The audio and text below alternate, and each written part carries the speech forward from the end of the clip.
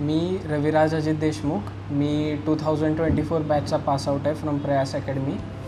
मी आत्ता सध्या government medical college मिरजमध्ये MBBS परस्यू करतो आहे फर्स्ट इयर. ज्या टाईमला माझा नीटचा स्कोअर होता 659 out of 720 in first attempt. ज्या टाईमला आमची 10th झाली त्या टाईमला जे आम्हाला सरांनी अकॅडमी सुचवलेली, तर प्रयासचं एक त्यात नाव होतं. आम्ही आलो इथं, आम्ही डेमो लेक्चर्स घेतले.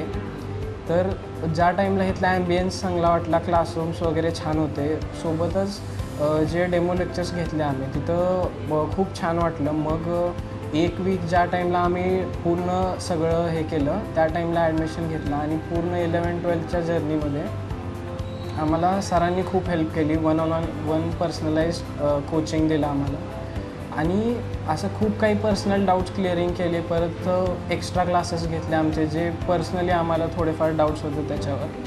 आणि सोबतच जे मॅनेजमेंट स्टाफ होता त्यांचं पण खूप चांगलं इंटरॅक्शन होतं आमच्यासोबत. जिथं एखादा टेस्ट पेपर मिस झाला, एखादा टेस्ट सिरीजमध्ये कुठं आमची सुट्टी पडली, काय कोणत्या जर प्रॉब्लेममुळे, तर पूर्ण कवर करून घेण्यात आलं.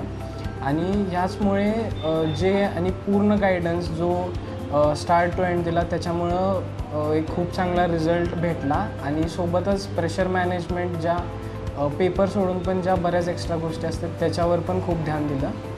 आणि माझं हेच म्हणणं राहील ज्युनियर्सना वगैरे की गायडन्स जो आहे तो फक्त असं नाही की बाहेर खूप जागे होऊन भेटतो.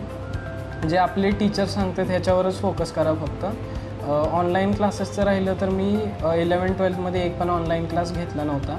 जे काय डाऊट क्लिअरिंग होतं ते पूर्ण टीचर्ससोबतच होतं माझं. आम्हाला बाकी फोन वगैरे काय अलाउड नव्हते आणि जे पण कन्सन्ट्रेशन होतं फक्त एक्झाम्सवरच.